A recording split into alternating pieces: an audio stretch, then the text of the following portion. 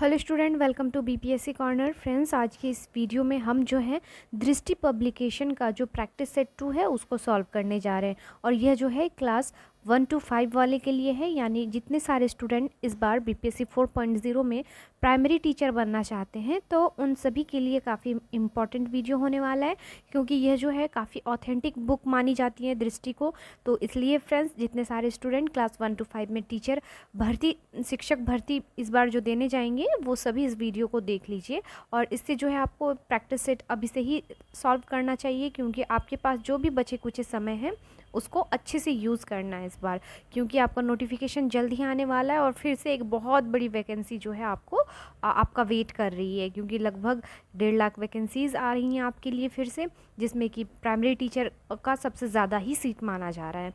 तो फ्रेंड्स, शुरू करते हैं आज का इम्पॉर्टेंट वीडियो और देखते हैं प्राइमरी टीचर वाले के लिए आज का प्रैक्टिस सेट।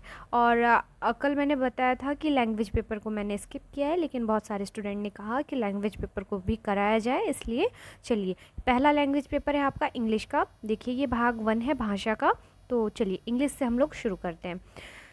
क्वेश्चन नंबर 1 में दिया गया है, choose the correct option for exclamatory to assertive transformation of the following sentence given below. आपको एक सेंटेंस दिया गया है, फिर आपको जो है इसको सेंटेंस ट्रांसफॉर्मेशन करना है। चलिए, दिया गया है if only I could win the first prize. तो फ्रेंड्स, इसमें दिया गया है आपका to win the first prize was my greatest ambition. My greatest ambition is to win the first prize. Winning the first prize will be my greatest ambition, या more than one of the above, या none of the above.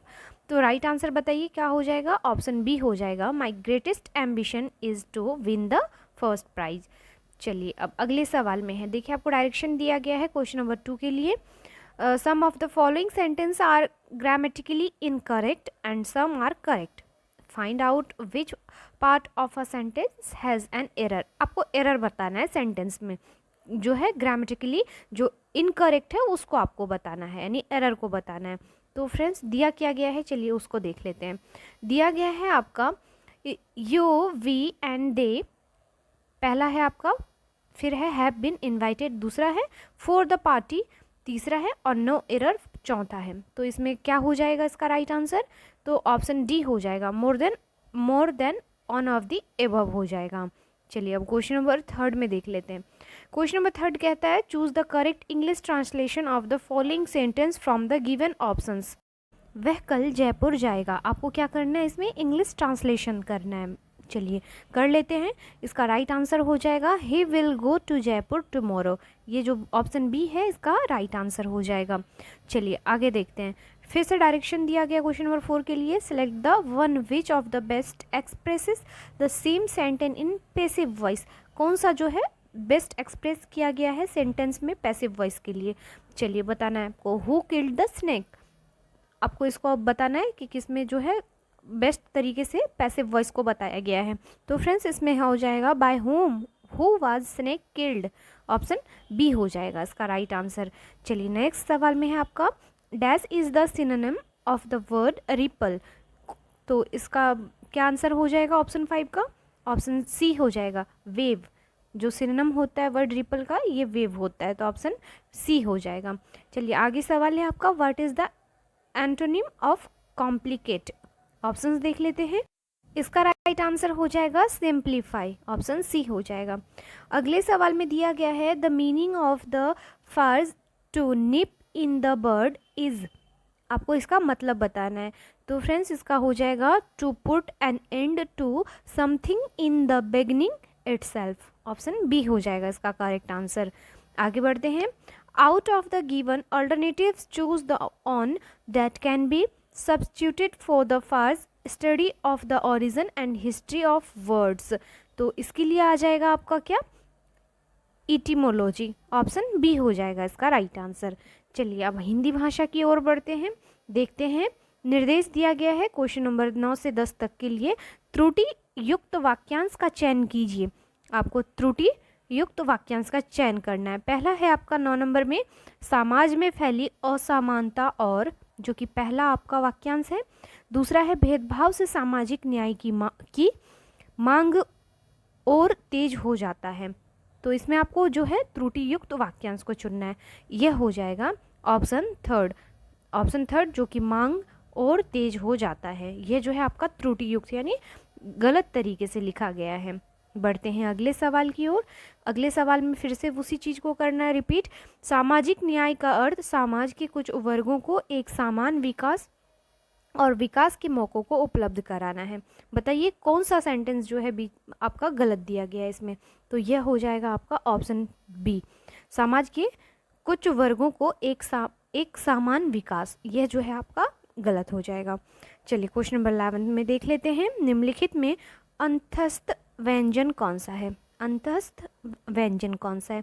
तो इसमें हो जाएगा ख, option C हो जाएगा इसका राइट आंसर। चलिए नेक्स्ट सवाल को देख लीजिए। नेक्स्ट सवाल में है आपका निम्नलिखित में से अल्प प्राण व्यंजन नहीं है। कौन सा नहीं है यह बताना है। तो फ्रेंड्स जो ग हो जाएगा यह आपका अल्प प्राण व्यंजन नहीं है। सवाल है आपका निम्नलिखित में किस शब्द के पर्यायवाची गलत दिए गए हैं। तो जो आपका ऑप्शन गलत दिया गया है ऑप्शन ई हो जाएगा, उपयुक्त में से कोई नहीं, सभी जो है सही दिए गए हैं, इसलिए याद रख लीजिएगा अब पर्यायवाची शब्दों को।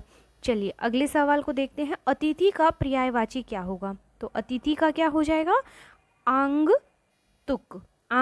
तुक, ऑप्शन सी हो जाएगा इसका राइट आंसर। सवाल है आपका कुटिल का विलोम क्या है यह बताना है। तो कुटिल का विलोम हो जाएगा रिजु, ऑप्शन सी हो जाएगा इसका राइट आंसर। नेक्स्ट है आह्वान का विलोम है। तो आह्वान का विलोम होता है फ्रेंड्स आपका ऑप्शन विसर्जन हो जाएगा, ऑप्शन क्या हो जाएगा? सी हो जाएगा इसका राइट आंसर। चलिए बढ़ते हैं आपका अगले सवाल की ओर। सवाल है आपका जीवनी साहित्य से संबंधित कृति आवारा मसीहा इनमें से किस रचनाकार के जीवन पर आधारित है? जो आवारा मसीहा है यह आपके किस रचनाकार के जीवन पर आधारित है? तो यह है आपका शरत चंद्र चैटर्जी के जीवन पर आधारित रचना है। तो ऑप्शन सी हो जाएगा इसका राइट आंसर। बढ़ते हैं अगले सवाल की ओर। आत्मबोध किसकी रचना है यह बताना है आपको। तो फ्रेंड्स यह गोरखनाथ की जो है रचना है। चलिए नेक्स्ट देख लेते हैं। पृथ्वीराज रासो महाकाव्य के रचयिता कौन है? न जाने यह सवाल बहुत बार पूछ लेता है। तो ये हो जाएंगे चंद बरदाई, ऑप्शन बी हो जाएगा इसका राइट आंसर। सवाल है आपका आग में घी डालना मुहावरे का जो है सही अर्थ क्या है? तो आप सभी को पता ही होगा, क्रोधी को और अधिक उत्तेजित करना आग में घी डालने का जो है मुहावरे का सही अर्थ हो जाएगा। सवाल है आपका कीचड़ उछालना मुहावरे का सही अर्थ है। तो यह हो जाएगा बदनाम करना। ऑप्शंस देखकर भी आप बहुत इजी सवाल पूछे जाते हैं हिंदी में, बस थोड़ा सा अगर आप क्वेश्चंस को अच्छे से पढ़ेंगे तो नो डाउट लैंग्वेज पेपर कभी नहीं रुकेगा आपका। चलिए देखते हैं अगले सवाल की ओर। छाती के बल चलने वाला के लिए एक शब्द क्या होगा? छाती के बल चलने वाले के लिए एक शब्द जिसका हम यूज़ करेंगे उरग करेंगे इसके लिए हम। चलिए नेक्स्ट है जो अधिक बोलता हो उसे क्या कहा जाता है? तो जो अधिक बोलने वाला होता है उसे वाचाल कहा जाता है। चलिए अगले सवाल में है अभिराम अविराम युग्म का अर्थ क्या है? तो फ्रेंड्स जो अभिराम और अविराम का अर्थ हो जाएगा यह हो जाएगा आपका सुंदर और लगातार, ऑप्शन ए हो जाएगा इसका राइट आंसर। सवाल है आपका प्रत्यय रहित शब्द बताइए। प्रत्यय रहित, तो यह जो शब्द है आपका कौन सा हो जाएगा? अनुवाद, ऑप्शन सी हो जाएगा इसका राइट आंसर। अगले सवाल में है निम्नलिखित शब्दों में से एक उपसर्ग का प्रयोग हुआ है। तो किस में हुआ है? तो यह निढाल में हुआ है, निढाल में। नेक्स्ट सवाल में है निम्नलिखित में से तद्भव शब्द कौन सा है यह बताना है। तो तद्भव हो जाएगा फ्रेंड्स बजरंग, ऑप्शन ए हो जाएगा इसका राइट आंसर। अगले सवाल में है कारक के भेद हैं। तो कारक के कुल 8 भेद होते हैं, सभी को पता होगा, ऑप्शन बी हो जाएगा इसका राइट आंसर। अगले सवाल में है प्रत्येक का संधि विच्छेद क्या होगा? तो प्रत्येक का प्रति जोड़ एक, यह प्रत्येक का सही संधि विच्छेद हो जाएगा। सवाल है आपका प्रतिदिनम शब्द का समास विग्रह कीजिए। तो यह जो हो जाएगा आपका दिन दिन प्रति, ऑप्शन बी हो जाएगा इसका राइट आंसर। चलिए अब आगे देखते हैं फ्रेंड्स अगले सवाल को। अगला पेपर आपका भाग 2 सामान्य अध्ययन है। तो चलिए अब इसकी सवालों को भी हम सॉल्व करके देखते हैं। सवाल पहला दिया गया है आपका, काफ़ी इंपॉर्टेंट सवाल है। निम्नलिखित में कौन सी एकता व्यवस्था की एक विशिष्टता नहीं है? जो नहीं है वह बताना है आपको। तो जो नहीं है इसमें यह हो जाएगा आपका, एकता से एकत्र राजस्व सीधा सुल्तान के खाते में जाता था। यह ऑप्शन जो है आपका यह गलत है। अगले सवाल में है, निम्नलिखित में कौन सा सुमेलित नहीं है? आपको यह बताना है। तो जो सुमेल नहीं है फ्रेंड्स, यह जरीब हो जाएगा, जो कि राजस्व अधिकारी। यह जो आपका ऑप्शन दिया गया है यह गलत दिया गया है। अगला सवाल, निम्नलिखित राजाओं में किसने अकबर के पूर्व तानसेन को संरक्षण दिया था? अकबर से पहले जिसने तानसेन को जो है संरक्षण दिया था, यह थे आपके बहाटा का राजा रामचंद्र सिंह। राजा रामचंद्र सिंह ने जो है इन्हें संरक्षण दिया था। आगे बढ़ते हैं अगले सवाल की ओर। निम्नलिखित में से किस मंदिर को विदर्भ के खजुराहो के रूप में भी जाना जाता है? विदर्भ के खजुराहो के रूप में। तो फ्रेंड्स यह जो मंदिर है आपका मार्कंडेश्वर का मंदिर। चलिए आगे देख लेते हैं अगले सवाल को। निम्नलिखित युग्मों में कौन सुमेल नहीं है? आपको यह बताना है। तो जो सुमेल नहीं है फ्रेंड्स, रसखान, रसिक, प्रिय, यह जो है आपका सुमेल नहीं है जोड़ा। तो ऑप्शन सी हो जाएगा इसका राइट आंसर। अगले सवाल में है, सर्वोच्च न्यायालय का न्यायाधीश किसे संबंधित करते हुए पत्र लिखकर अपना त्याग पत्र जो है पद त्याग सकता है, यानी अपने पद को त्याग सकता है या इस्तीफा दे सकता है? तो इसका राइट आंसर हो जाएगा राष्ट्रपति को, क्योंकि राष्ट्रपति ही जो है सर्वोच्च न्यायालय का जो है नियुक्ति भी करते हैं और उन्हीं को जो है अपना त्याग पत्र भी सौंपते हैं। तो इस प्रकार से ऑप्शन बी हो जाएगा। चलिए सवाल अगला है आपका, निम्नलिखित में कौन सा अनुच्छेद राज्य को ग्राम पंचायतों को संगठित करने हेतु कदम उठाने के लिए निर्देशित करता है? तो आपको पता होगा अनुच्छेद जो है करता है आपका 40 के अंतर्गत जो है ग्राम पंचायतों को संगठित करने हेतु कदम उठाने के लिए निर्देशित करता है। तो ऑप्शन बी हो जाएगा इसका राइट आंसर। सवाल है आपका, भारतीय संसद की लोक लेखा के समिति के अध्यक्ष कौन मनोनीत करता है? लोक लेखा समिति के जो अध्यक्ष होते हैं इसे कौन मनोनीत करते हैं? तो यह जो है आपके लोकसभा के अध्यक्ष के द्वारा किया जाता है। काफ़ी इंपॉर्टेंट सवाल है, याद रखिएगा। बढ़ते हैं अगले सवाल की ओर। संघ सरकार तथा राज्यों के मध्य वित्तीय संबंधों की विवेचना की गई है, किस अनुच्छेद में की गई है? तो अनुच्छेद 268 से 281 के अंतर्गत संघ सरकार तथा राज्यों के मध्य जो है वित्तीय संबंधों की जो है विवेचना या उल्लेख इसका किया गया है 268 से 281 के अंतर्गत। बढ़ते हैं अगले सवाल की ओर। संविधान सभा के संवैधानिक सलाहकार कौन थे? मोस्ट रिपीटेड सवाल है। चलिए आंसर क्या हो जाएगा इसका? BN राव संविधान सभा के संवैधानिक सलाहकार थे। तो ऑप्शन सी हो जाएगा इसका राइट आंसर। अगला सवाल है आपका, निम्नलिखित समितियों में से किसने मात्र पोषक तत्वों की आवश्यकता के आधार पर ही गरीबी रेखा का निर्धारण किया था? यह भी सवाल BPSC बहुत बार पूछ चुकी है फ्रेंड्स। अगर आप इसके प्रीवियस ईयर क्वेश्चंस को देखेंगे तो यह जो हो जाएगा अलग समिति के द्वारा जो है किया गया था। मतलब मात्र पोषक तत्वों के आवश्यकता के अकॉर्डिंग ही इन्होंने जो है गरीबी रेखा का निर्धारण किया था। अगला सवाल, निम्नलिखित सूचकांकों में से किसे मानव विकास सूचकांक की गणना में सम्मिलित नहीं किया जाता है? तो HDI की गणना में किसे शामिल नहीं किया जाता है फ्रेंड्स? तो ऑप्शंस देखकर पता लग ही गया होगा, सामाजिक असमानता को इंक्लूड नहीं किया जाता है। तो ऑप्शन सी हो जाएगा इसका राइट आंसर। चलिए देखते हैं अगले सवाल को। गरीबी की संस्कृति का विचार प्रस्तुत किया गया था। तो गरीबी की संस्कृति का विचार प्रस्तुत किया था आपका ऑस्कर लुईस के द्वारा। नेक्स्ट है, अटल नवाचार मिशन किस विभाग की प्रमुख पहल है? तो जो अटल नवाचार मिशन है यह हो जाएगा आपका नीति आयोग की जो है एक प्रमुख पहल है। तो इस प्रकार से ऑप्शन बी हो जाएगा। अगले सवाल में है, राष्ट्रीय पोषण मिशन का अन्य नाम क्या है? चलिए ऑप्शंस देख लेते हैं। तो इसका राइट आंसर क्या हो जाएगा? इसका राइट आंसर हो जाएगा पोषण अभियान। ऑप्शन ए हो जाएगा इसका राइट आंसर। सवाल अगला है आपका, लॉर्ड डलहौजी के व्यापक सिद्धांत का प्रथम शिकार निम्नलिखित में कौन सा राज्य हुआ था?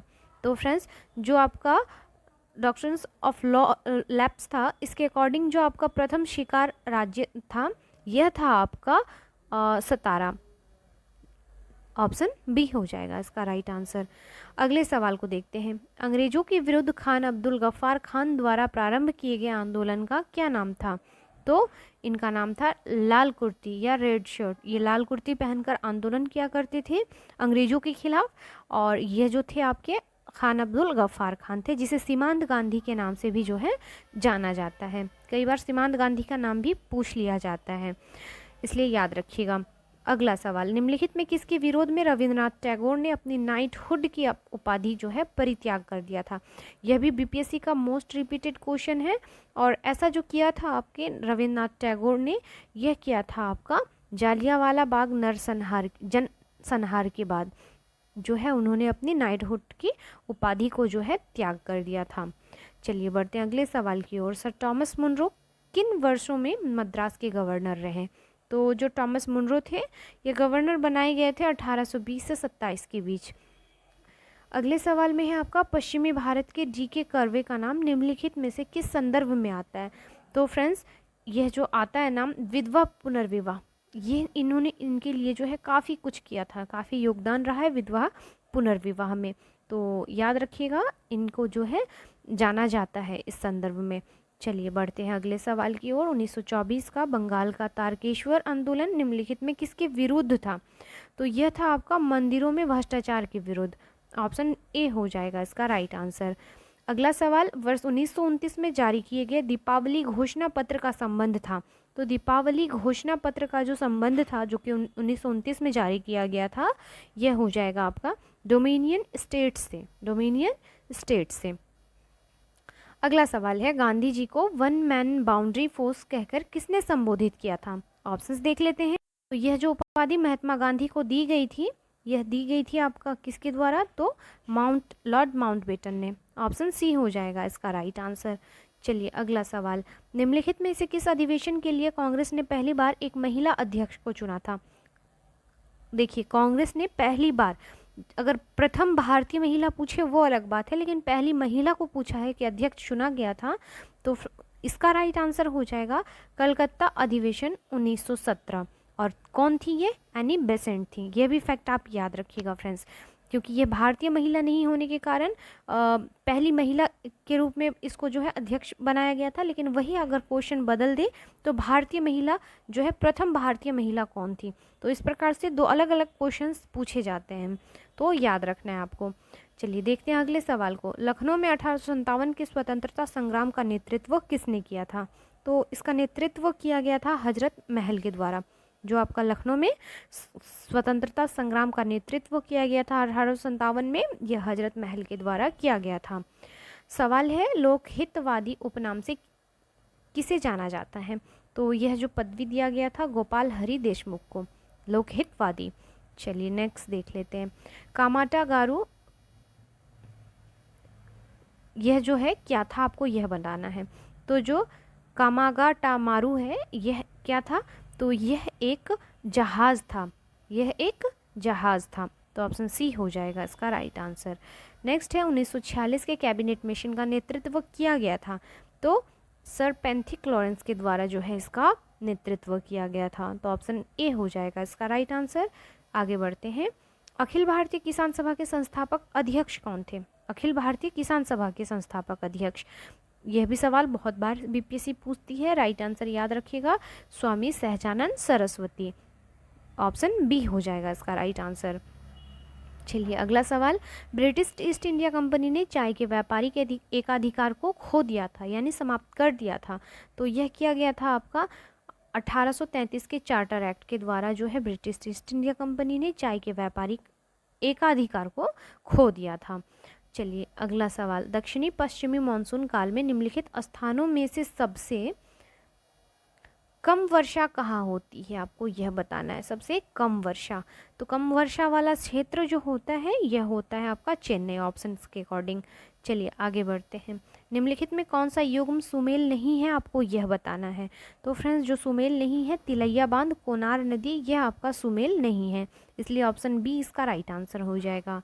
आगे सवाल की ओर देख लेते हैं।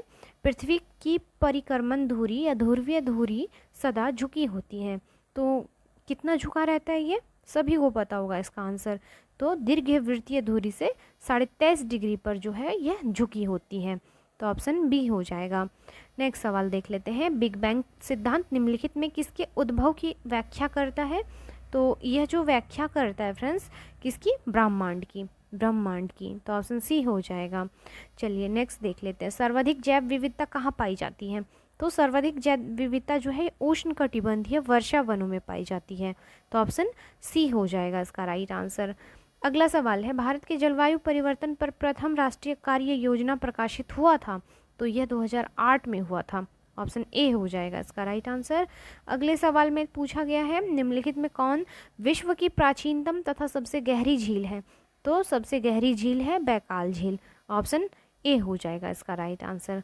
सवाल काफ़ी इंपॉर्टेंट है और बहुत ही जो है क्वेश्चन प्रैक्टिस सेट में जो है आपका बहुत ही ऑथेंटिक क्वेश्चंस को लिया गया है, जो कि बीपीएससी के पूछे जाने की संभावना काफ़ी बढ़ जाती है। इसलिए फ्रेंड्स कोई भी क्वेश्चन जो है स्किप मत कीजिए। जितने सारे प्राइमरी टीचर बनने वाले स्टूडेंट इस बार एग्ज़ाम को देने जा रहे हैं, प्लीज़ वीडियो को पूरा देखिएगा विदाउट स्किप। और एक सूचना फ्रेंड्स, अगर किसी स्टूडेंट को इसका PDF चाहिए, प्लीज़ कमेंट बॉक्स में कमेंट ज़रूर कर दिया कीजिए। मैं आप लोगों के लिए PDF जो है प्रोवाइड करवा दूंगी विथ आंसर की। चलिए सवाल देख लेते हैं। निम्नलिखित में कौन सा मरुस्थल दक्षिणी गोलार्ध में स्थित है? ऑप्शंस देख लेते हैं। याद रखिएगा दक्षिणी गोलार्ध में जो आपका मरुस्थल स्थित है यह हो जाएगा आपका कौन सा? तो कालाहारी। ऑप्शन ए हो जाएगा इसका राइट आंसर। देखते हैं अगले सवाल को। निम्नलिखित में किस देश के कुल क्षेत्रफल का 30% से अधिक क्षेत्र राष्ट्रीय उद्यानों के अंतर्गत आता है? क्षेत्रफल का 30%, काफ़ी बड़ा एरिया जो है आपका राष्ट्रीय क्षेत्र राष्ट्रीय उद्यानों के अंतर्गत आता है क्षेत्र। तो फ्रेंड्स यह जो हो जाएगा आपका कौन हो जाएगा? भूटान। ऑप्शन बी हो जाएगा। चलिए बढ़ते हैं अगले सवाल की ओर। निम्नलिखित देशों के नामों में से किसके नाम का अर्थ 40 कबीलों का देश है? 40 कबीलों का देश होता है। तो 40 कबीलों का देश किसे कहा जाता है? याद रखिएगा किर्गिस्तान को, किर्गिस्तान को। अगला सवाल, कार्बन डाइऑक्साइड के उत्सर्जन में सर्वाधिक योगदान करने वाला देश कौन सा है? तो कार्बन डाइऑक्साइड के उत्पादन में जो सबसे अधिक योगदान देने वाला देश है यह है आपका no doubt China. Option A हो जाएगा इसका राइट आंसर। चलिए देखते हैं अगले सवाल को। दूधगंगा नदी निम्नलिखित में किस राज्य या संघ राज्य क्षेत्र में बहती है?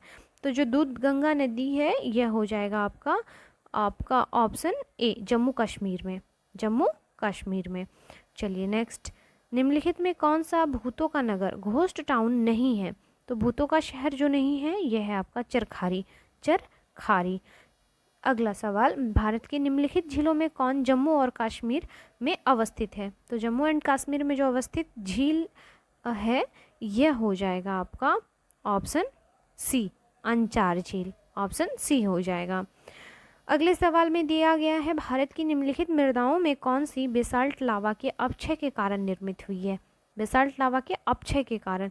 तो यह जो हो जाएगा उपयुक्त में से एक से अधिक इसका राइट आंसर हो जाएगा। अगला सवाल है, पुस्तक द ओरिजिन ऑफ स्पीसीज किसने लिखा है? यह पुस्तक को लिखा गया है फ्रेंड्स किसके द्वारा? तो आपका ऑप्शन ई हो जाएगा द पुस्तक ऑफ ओरिजिन के। चलिए लेखक आप कमेंट बॉक्स में प्लीज़ कमेंट करके बताएं कि कौन है। देखते हैं अगले सवाल को। सवाल है, शैवाल और कवक के मिलने से लाइकेन बनता है जिसे कहते हैं? तो यह हो जाएगा म्यूटलिज्म। ऑप्शन बी हो जाएगा इसका राइट आंसर। जो शैवाल और कवक के मिलने से लाइकेन बनता है इसे हम म्यूटलिज्म कहते हैं। आगे देखते हैं अगले सवाल को। निम्नलिखित में कौन सा प्रोकैरियोटिक कोशिका में उपस्थित होता है? प्रोकैरियोटिक कोशिका में। तो यह हो जाएगा आपका केंद्रक झिल्ली। ऑप्शन बी हो जाएगा। फ्रेंड्स आप 9th-10th के जो है अगर आप प्राइमरी टीचर हैं तो प्लीज़ 9th-10th को बहुत अच्छे से पढ़ लीजिए। NCERT और SCERT को आपका बिल्कुल भी जो है साइंस से एक भी सवाल नहीं छूटेगा। इसलिए जो बेसिक बुक है उसको पढ़ना तो ज़रूरी ही है, लेकिन साथ में आप जो है प्रैक्टिस सेट भी अभी से ही शुरू कर दीजिए तो ज़्यादा अच्छा होगा। आपका जो तैयारी होगा काफ़ी दमदार हो जाएगा। बढ़ते हैं अगले सवाल की ओर। सौर ऊर्जा ATP में बदलती है, तो फ्रेंड्स किस में बदलती है? तो याद रखिएगा क्लोरोप्लास्ट में, क्लोरोप्लास्ट में। नेक्स्ट सवाल को देख लेते हैं। प्रकाश संश्लेषण का उपोत्पाद क्या है? तो इसका जो अंतः उत्पाद होता है यह हो जाएगा आपका O2 ऑक्सीजन। चलिए अगला सवाल, हड्डियों की पढ़ाई विज्ञान की किस शाखा के अंतर्गत होती है? फ्रेंड्स चलिए बताइए, बहुत इजी है। ऑस्टियोलॉजी के अंतर्गत जो है हम हड्डियों का पढ़ाई करते हैं। सवाल है निम्नलिखित में से शैवाल है, तो शैवाल जो है फ्रेंड्स ये हो जाएगा उपयुक्त में से कोई नहीं, ऑप्शन ई हो जाएगा इसका राइट आंसर। नेक्स्ट सवाल है मनुष्य के शरीर के किस अंग में लिम्फोसाइट का निर्माण होता है। बहुत बार रिपीट हो चुका है बीपीएससी में यह सवाल, इसलिए फ्रेंड्स याद रखने की कोशिश कीजिएगा। जो आपका अंग होता है जहाँ पर लिम्फोसाइट का जो है होता है निर्माण होता है, इसे हम क्या कहते हैं, अस्थि मज्जा कहते हैं, बोन मैरो। चलिए नेक्स्ट देख लेते हैं, निम्नलिखित में किस हार्मोन में आयोडीन मिली होती है। तो आयोडीन जो मिला होता है फ्रेंड्स यह थायरॉक्सिन में, ऑप्शन सी हो जाएगा इसका राइट आंसर। सवाल है एड्स किसके कारण होता है। चलिए ऑप्शंस दिए गए हैं, इसका राइट आंसर क्या हो जाएगा फ्रेंड्स, एड्स किसके कारण होता है, तो ऑप्शन ई हो जाएगा, उपयुक्त में से कोई नहीं इसका राइट आंसर हो जाएगा। चलिए नेक्स्ट देख लेते हैं, दाब का मात्रक क्या है। दाब का मात्रक क्या होता है फ्रेंड्स, चलिए कमेंट करके बताइए। तो न्यूटन मीटर स्क्वायर होता है, ऑप्शन बी हो जाएगा इसका राइट आंसर। सवाल है सूर्य का प्रकाश पृथ्वी पर पहुंचता है, तो लगभग इसका आंसर जो हो जाएगा करीब है सी ऑप्शन, लगभग 8 मिनट में, तो ऑप्शन सी हो जाएगा इसका राइट आंसर। चलिए बढ़ते हैं अगले सवाल की ओर, निम्नलिखित में कौन सी अदिश राशि है, तो इसमें ऑप्शंस के अकॉर्डिंग दाब हो जाएगा। अगला सवाल, निम्नलिखित में किस राशि का मात्रक नहीं होता है। तो मात्रक जिसका नहीं होता है यह विकृति का मात्रक नहीं पाया जाता है। यह भी सवाल बीपीएससी का पूछा हुआ सवाल है। चलिए बढ़ते हैं अगले सवाल की ओर, वायु में ध्वनि तरंग होती है, तो वायु में ध्वनि तरंग अनुदैर्घ्य होती है, अनुदैर्घ्य होती है। सवाल है आपका, चंपारण सत्याग्रह के दौरान किसने बिहार में गांधी जी की जान बचाई थी।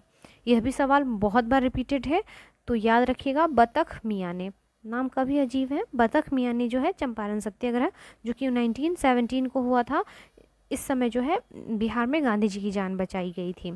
चलिए नेक्स्ट देख लेते हैं, असहयोग आंदोलन के दौरान किसने बिहार में किसानों की अगुवाई की थी। तो किसानों को जी अगुवाई की गई थी या स्वामी विद्यानंद के द्वारा की गई थी असहयोग आंदोलन के दौरान। चलिए बढ़ते हैं अगले सवाल की ओर, स्वराज दल की स्थापना बिहार में किसने की थी। राष्ट्रीय स्तर पर नहीं, बिहार के स्तर पर। तो फ्रेंड्स यह आपका श्री कृष्ण सिंह जी के द्वारा जो है किया गया था। अगला सवाल है, Mahatma Gandhi and the Bihar some reminiscence के लेखक कौन है।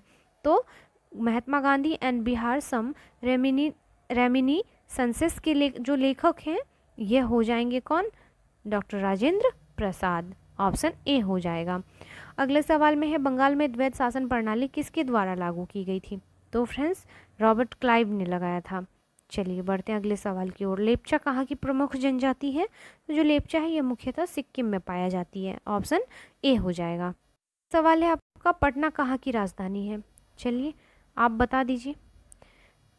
नेक्स्ट सवाल में है आपका, पिता के बड़े भाई को क्या कहते हैं, क्या कहा जाता है पिता के बड़े भाई को फ्रेंड्स।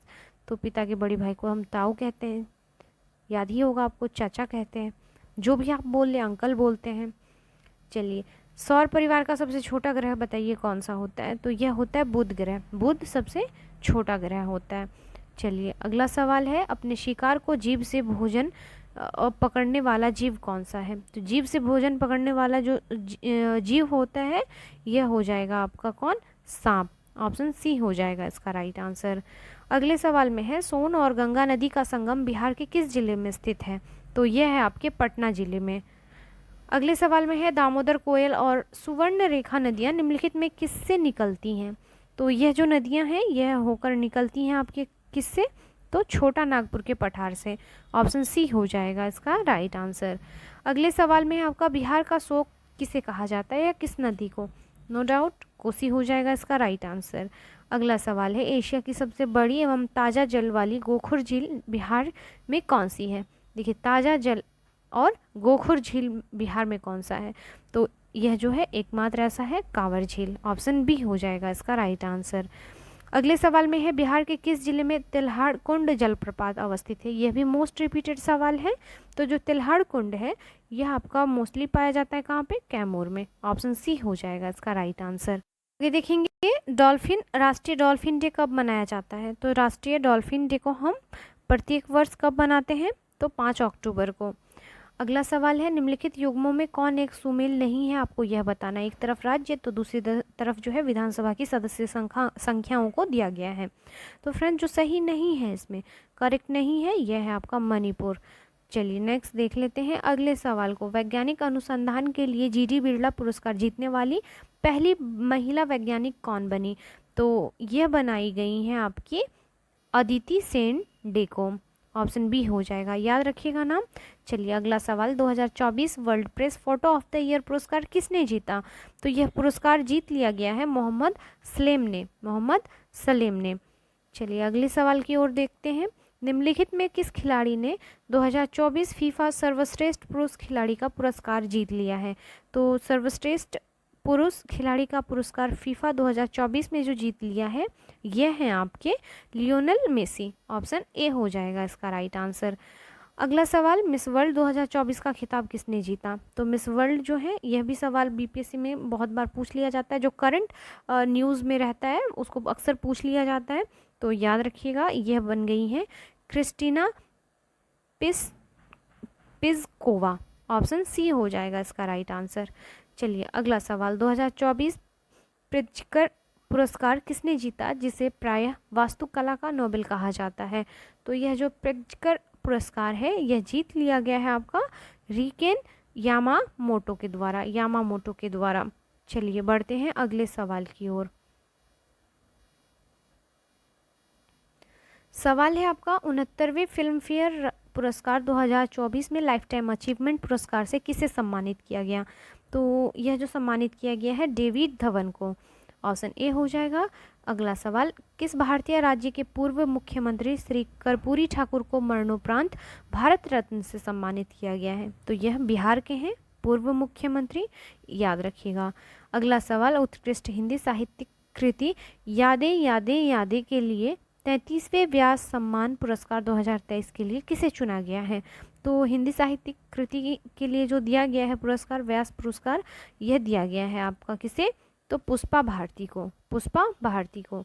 अगला सवाल, अंतर्राष्ट्रीय एमी पुरस्कार 2023 से सर्वश्रेष्ठ अभिनेता का पुरस्कार किसने जीत लिया है? तो यह मार्टिन फ्रीमैन ने जीत लिया है। याद रखिएगा। अगले देख लेते हैं, निम्नलिखित में किस राज्य या केंद्र शासित प्रदेश ने अपने प्रदर्शन के लिए आज़ादी का अमृत महोत्सव पुरस्कारों में प्रथम स्थान प्राप्त किया है? तो यह प्राप्त किया है आपका जम्मू और कश्मीर ने। ऑप्शन बी हो जाएगा। चलिए अगला सवाल है, राष्ट्रीय युवा संसद महोत्सव 2024 में प्रथम पुरस्कार किसने जीत लिया है? तो यह यातिन भास्कर दुग्गल ने जीता है। यातिन भास्कर दुग्गल ने युवा संसद महोत्सव 2024 में जो है प्रथम पुरस्कार को जीत लिया है। चलिए फ्रेंड्स, अब आगे देख लेते हैं अगले सवाल को। सवाल है आपका, फरवरी 2024 में कौन सा पूर्वोत्तर राज्य पुरानी पेंशन योजना को बहाल करने वाला पहला राज्य बन गया है? तो यह हो जाएगा सिक्किम। ऑप्शन सी हो जाएगा इसका राइट आंसर। आगे का सवाल है आपका, प्रधानमंत्री आवास योजना ग्रामीण के अंतर्गत मैदानी क्षेत्रों एवं पहाड़ी क्षेत्रों के लाभार्थियों को दी जाने वाली सहायता राशियाँ क्रमशः कितनी होती हैं? तो फ्रेंड्स 1.2 लाख से 1.3 लाख कोई भी हो सकता है। तो ऑप्शन ए हो जाएगा इसका राइट आंसर। तो फ्रेंड्स आज के इस सेशन में आपको जो है बहुत ही इंपॉर्टेंट सवालों को सॉल्व करवाया गया। सेट कैसा लगा प्लीज़ फीडबैक दीजिएगा। मिलते हैं नेक्स्ट वीडियो में, तब तक के लिए थैंक यू।